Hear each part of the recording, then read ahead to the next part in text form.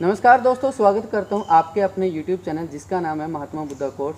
दोस्तों, आज मेरे सामने बैठे हैं मिस्टर मिनल बरवा जी और बनते मोंक प्रज्ञा मित्रा जी। तो आज हम बात करेंगे कि एक राजा सिद्धार्थ गौतम कैसे भगवान बुद्ध के नाम से प्रसिद्ध हुआ, इसके पीछे की कहानी क्या है। तो मिस्टर मिनल बरवा जी हमें इसके बारे में अच्छे से ब्रीफ से समझाएंगे। नमस्कार, पहले तो मैं आपके सभी व्यूअर्स का स्वागत करता हूं इस चैनल पे, और स्पेशली अनिल रॉयल जी का, जिन्होंने यहाँ आए अशोका बुद्ध विहार में। और आज जैसा कि इन्होंने हमसे पूछा कि सिद्धार्थ गौतम से जो उनका सफ़र था गौतम बुद्ध बनने का, उसके बारे में इन्होंने पूछा। तो मैं इसको ज़्यादा डिटेल में नहीं जाऊँगा, इसको थोड़ा शॉर्ट में इस पूरी स्टोरी को बताने की कोशिश करूँगा। जो सिद्धार्थ गौतम थे, सिद्धार्थ जिनको हमने कहा जाता है, तो इनका जन्म सबसे पहले लुम्बिनी में हुआ था। आप सभी को मालूम होगा कि लुम्बिनी जो है वो नेपाल में स्थित है। लुम्बिनी नेपाल में एक जगह है, वहाँ पे इनका लुम्बिनी में जन्म हुआ। तो लुम्बिनी में जन्म होने के बाद, तो जैसा कि आप सबको मालूम है ये कि एक रॉयल फैमिली से थे, एक राजा की फैमिली से थे, शाही फैमिली से हाँ, शाही फैमिली से बिलोंग करते थे। तो इनके फादर का नाम शुद्धोधन था। ये वहाँ के शाक्य वंश, जिसे आपने सुना, जैसे आप जानते हैं सभी कि गौतम बुद्ध को बाद में शाक्य मुनि भी कहा जाता था। तो इनके जो वंश था उसका नाम शाक्य था। तो ये शाक्य वंश से बिलोंग करते थे और इनके फादर का नाम शुद्धोधन था। शुद्धोधन। तो जैसा कि सभी राजा महाराजाओं के उस वक्त में होता था कि कुछ नवरत्न होते थे, ठीक है ना, ऐसे ही उनके भी एक एडवाइज़र थे जिनको हम सूतसेयर भी कहते थे, भविष्यवक्ता भी कहते हैं उनको, ठीक है। तो उन भविष्यवक्ता ने इनके जन्म पे शुद्धोधन से कहा कि महाराज, जो आपका पुत्र है वो एक दिन यहाँ तो बहुत बड़ा राजा बनेगा, चक्रवर्ती राजा बनेगा, एक वॉरियर, एक किंग बनेगा बहुत बड़ा, या फिर बहुत बड़े सन्यासी बनेंगे, बहुत जो पूरे दुनिया को जागृत करेंगे, इतने बड़े सन्यासी बनेंगे सिद्धार्थ जो हैं। तो जैसा कि सभी माँ बाप की इच्छा होती है कि उनका जो बेटा है एक वॉरियर बने, एक राजा बने, एक किंग बने, यही राजा को चिंता का विषय बन गया। वो चाहते थे कि सिद्धार्थ एक महान राजा बने, एक चक्रवर्ती राजा बने। तो इसीलिए उन्होंने डिसाइड किया कि सिद्धार्थ को राजमहल में रखा जाए, उसको कोई भी गमों, सभी तरह के दुख दर्द, इन चीज़ों से दूर रखा जाए।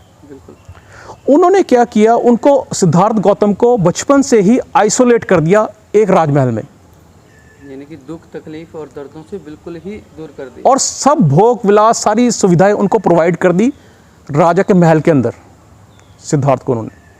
और सिद्धार्थ अच्छा खाया पिया, राजा के बेटे थे, खूब खेले कूदे, उन्होंने घुड़सवारी सीखी, उन्होंने जो राजा की सारी एक स्किल होता है सारी उन्होंने डेवलप की अपने अंदर, और वो 19 साल के एक बहुत बड़े योद्धा बन गए, राजकुमार एकदम। बहुत उनकी खूबसूरत, हाइट उनकी बहुत ज़्यादा थी सिद्धार्थ गौतम की, बहुत लंबे कद के थे, अच्छी कद काट के। तो उनमें सारे गुण डेवलप हो गए एक राजा बनने के। जैसे ही वो 21 साल के हुए, इनकी शादी उन्होंने एक बहुत सुंदर राजकुमारी, 19 साल की अवस्था में इनकी शादी कर दी शुद्धोधन महाराज, ठीक है। 19 साल की उम्र में इनकी शादी होगी, तो ये बहुत खुश थे। इनका बेटा हुआ राहुला, हाँ, ठीक है, इनका बेटा हुआ, तो इनकी फैमिली अच्छी गुजरी थी। तो एक दिन, जैसा कि आप सभी को मालूम है, जब आदमी, नॉर्मल आदमी जो होता है, वो एक घर में रहता है, वो सोचता है नहीं यार आज मैं कहीं घूमने जाऊंगा। हम कहते हैं आज की डेट में let us have a drive, ठीक है ना, कि कार लिया, चलो घूमने चले गए कहीं, तो वो हाँ लॉन्ग ड्राइव में चले जाएं। तो इस तरह से उनके दिल में है, मैं बाहर की दुनिया तो मैंने देखी नहीं, मैं अंदर ही राजमहल अपने राजकुमारों के साथ यहीं अंदर ही घुड़सवारी कर रहा हूँ, यहीं शानो शौकत से रह रहा हूँ। तो एक दिन उन्होंने अपने घुड़सवार को बुलाया, चंदक को, चंदक उसका नाम था, घुड़सवार, हाँ, जो उनका रथ जो चलाते हैं ना, हाँ, सारथी जिसे कहते हैं हम। तो उनको बुलाया उन्होंने कहा चलो चंदक, आज हम ना बाहर घूम के आएंगे अपने शहर में। ही डिसाइडेड, ठीक है। तो चलो जी, चंदक के हाँ हाँ महाराज बिल्कुल चलेंगे। तो फर्स्ट टाइम ही went to have a look, अपने सिटी को देखने चले गए। तो बहुत खुश थे जो सिद्धार्थ राजकुमार थे, बहुत खुश है, लोगों भी उनकी स्वागत के लिए खड़े हो गए। राजा तो जब वो जा रहे थे तो अचानक उनकी नज़र एक बहुत ही वृद्ध, जिसके झुर्रियाँ पड़ी हुई थी, एक आदमी में पड़ी। उन्होंने अपने पूरी ज़िंदगी में ऐसा कोई इंसान ही नहीं देखा था, जो कि बूढ़ा हो चुका है, एकदम वृद्ध, झुका हुआ है, उसके झुर्रियाँ पड़ी हुई हैं। उन्हें चंदक सोचा, हु इज दिस, ये कौन है, ऐसी चीज़ तो मैंने कभी देखी नहीं लाइफ में। तो फिर चंदक ने उनको कहा, महाराज हर एक इंसान को एक दिन बुजुर्ग होना है। तो उन्होंने कहा, ये कैसा मतलब है, मेरा इतना सुंदर शरीर है, मैं राजकुमार हूँ, मुझे भी बुजुर्ग होना है? कहता, बिल्कुल महाराज, ये दुनिया का नियम है, ये ट्रुथ है, सच्चाई है, आपको भी ऐसे ही एक दिन बुजुर्ग हो जाना है।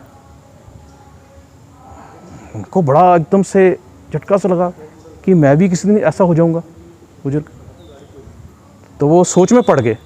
सिद्धार्थ गौतम आगे बढ़े, आगे देखा उन्होंने एक बीमार आदमी पड़ा हुआ था, लेटा हुआ था, उसकी बड़ी तबीयत खराब थी, बुखार था, कोई बीमारी लगी हुई थी।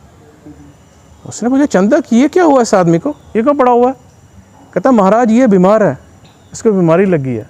कहता, बीमारी लगी? उन्होंने पूछा, बीमारी क्या होता है? कहता, आदमी शरीर में कभी ना कभी बीमार जरूर होता है अपनी लाइफ टाइम।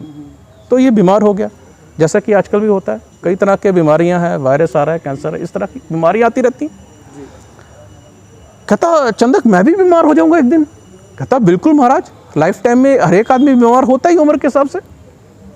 कहता, मेरी भी ऐसी दशा हो जाएगी? कहता, महाराज बिल्कुल हो सकती है। वो तो एकदम घबरा गए सिद्धार्थ, कि उन्होंने ये चीजें कभी देखी नहीं थी लाइफ में, उनको दिखाया नहीं गया था। फिर आगे गए तो थोड़ी देर वो घूमते रहे, वो सोच में पड़ गए, बैठे हुए थे। तो जैसे उन्होंने कहा, ठीक है चंदक, रथ को मोड़ो, वापस महल की तरफ चलो। वहां देखा कुछ लोग एक मृत आदमी को लेके जा रहे हैं। उन्होंने कंधे पे उठा के रखा हुआ, उनको चले हुए शमशान घाट में। उन्होंने कहा, इस आदमी को क्या हुआ, इतना हिल रहा डुल रहा है, चंदक व्हाट इज दिस, इसको क्या हुआ? कहता, महाराज इन मनुष्य की मृत्यु हो गई है। कहता, मृत्यु ये क्या होता है? कहता, मृत्यु होता है आदमी जो, हर एक आदमी को मरना है, ये सच्चाई है, कोई आदमी जिंदा हमेशा अमर नहीं रह सकता। हर एक आदमी को एक दिन इस संसार को छोड़ के जाना ही है, जो इस धरती पे जन्मा है उसको मृत्यु निश्चित है उसकी। It was great setback to Siddharth. यहां सिद्धार्थ को एकदम से लगा, वो टर्निंग पॉइंट था, that was the turning point उनकी लाइफ का, जिसने पूरा चेंज कर दिया उनको।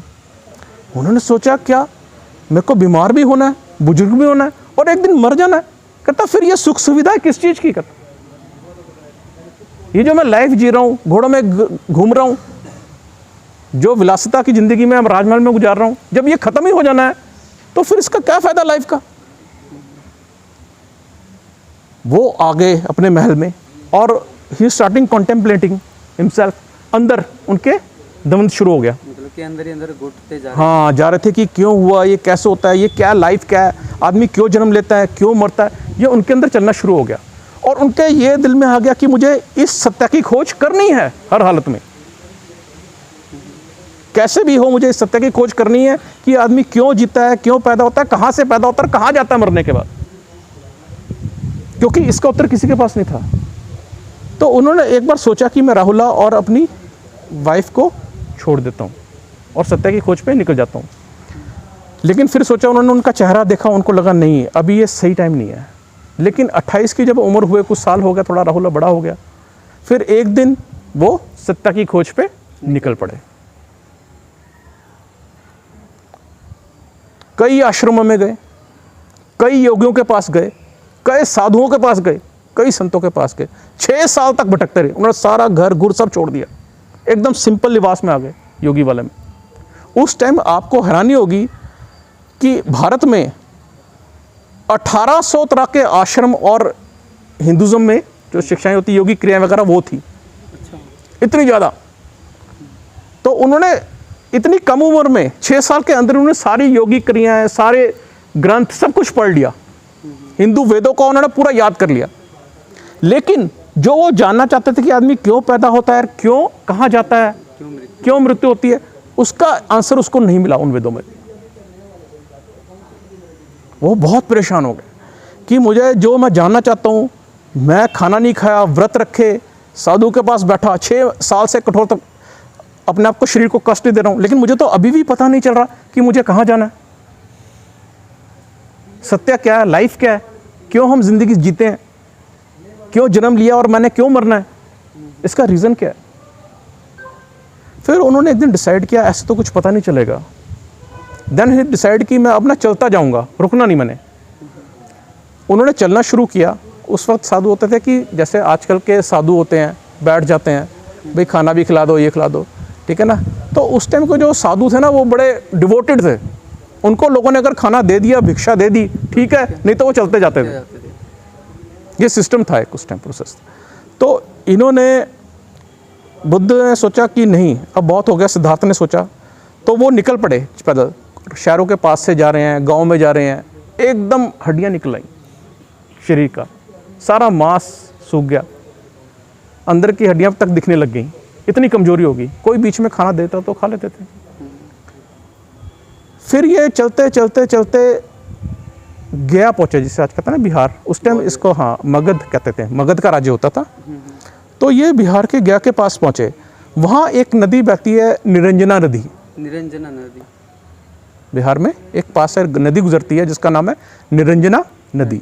तो उसके पास पहुंच गए सिद्धार्थ गौतम। कमजोरी इतनी हो गई थी, ऐसा लगता था अभी गिर जाएंगे। तो जैसे ही वो नदी के बीच में पहुंचे तो ऑलमोस्ट उनका ऐसा लगा कि वो अभी ख़त्म हो जाएंगे, गिर जाएंगे और नहीं चला जाएगा उनसे, क्योंकि शरीर कमज़ोर हो गया था, सांसें टूट रही थी। जैसे ही वो गिरने लगे, उनकी आंख बंद हुई ना, उन्होंने एक डाली पकड़ ली, ऊपर पेड़ के जाता है ना दिखे, उन्होंने वो पकड़ा। उनको उसी टाइम रियलाइज हुआ कि जिंदगी की सबसे सच्चाई तो जिंदगी है। अगर मैं अभी मर गया तो मुझे तो कुछ पता ही नहीं चलेगा। जो सच्चाई मैं जानना चाहता हूं, अगर मैं मर गया तो वो सच्चाई मैं जान नहीं पाऊंगा, क्योंकि मेरी मौत हो जाएगी, क्योंकि वो भूखे प्यासे चलते हाँ, जा रहे थे। उस दिन उन्होंने रियलाइज किया कि दुनिया में सबसे जो कीमती चीज है वो जिंदगी है, जिसके बारे में वो जानना चाहते थे कि जिंदगी है क्या आखिर। उस दिन उन्होंने रियलाइज किया और फिर देखा उनमें एकदम से ताकत आ गई। उन्होंने निरंजना नदी को पार किया और वहां पहुंचे बौद्ध गया, और बोधि वृक्ष के नीचे बैठ गए, जिसको पीपल का क्या, ठीक है, उसके नीचे बैठ गए। तो उन्होंने बैठे तो उनके साथ 5 उनके शिष्य थे जो उनके दोस्त बन गए थे, जो आश्रम में रहते थे ना, तो उनके 5 शिष्य भी थे, वो उनके साथ साथ थे। तो उन्होंने वहाँ बैठे, उन्होंने कहा था हम कुछ नहीं खाएंगे, लेकिन एक सुजाता नाम की स्त्री थी, सुजाता नाम की स्त्री, उन्होंने इनको खीर ऑफर कर दिया था। बैठे थे ना, खीर ऑफर किया था। तो उनको पता लग गया कि अगर मैं मर गया तो फिर मैं ज्ञान को प्राप्त नहीं कर पाऊंगा, अगर मैं, तो उन्होंने थोड़ा सा स्वीकार कर लिया, सांसें चलती रहे, ब्रीथिंग प्रोसेस जो है वो चलता रहे, इसलिए। तो जो 5 थे उनके साथ, जो उनके साधु बैठे हुए थे, वो उनको छोड़ के चले गए, भाई इन्होंने तो खाना खा लिया। इन्होंने मुझे कहा था कि मैं जब तक ज्ञान नहीं प्राप्त करूंगा तब तक कुछ खाऊंगा नहीं मैं, लेकिन उन्होंने कुछ नहीं कहा। उन्हें वो बोधि वृक्ष के आंख बंद किया, बैठ गए। उन्होंने अपना मन एकाग्र किया, ध्यान किया, केंद्रित किया।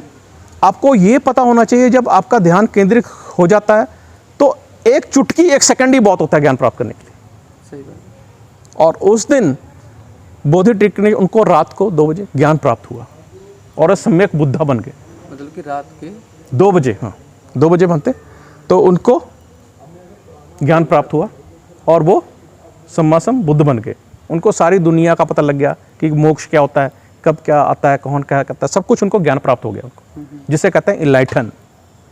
उसके बाद उनका नाम तथागत पड़ा, अवेकंड, हाँ, वो अवेयर हो गए लाइफ के बारे में। तो ये उनकी स्टोरी थी गौतम बुद्धा से, सिद्धार्थ से गौतम बुद्धा बनने की।